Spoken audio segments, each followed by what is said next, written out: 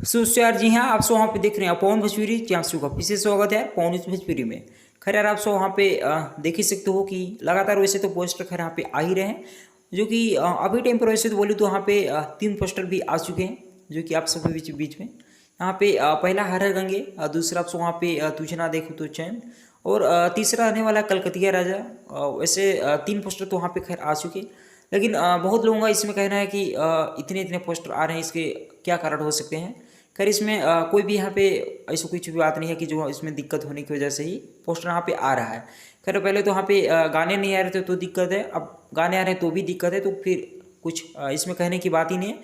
अब वहाँ पे खैर इंतजार करिए, और आप सबको हो सकता है आज आप वहाँ पे कल के बीच में आप सब वहाँ पे एक गाने का जरूर से आप सब वहाँ पे टीजर देखने को मिलेगा, हो सकता है तो फिर गाना भी आ सकता है कोई इसमें। पवन भैया के गाने में ऐसा कुछ भी नहीं रहता है कि जो कि आप सब वहाँ पे टीजर ही देखने को मिलेगा, खैर गाने भी आ सकते हैं।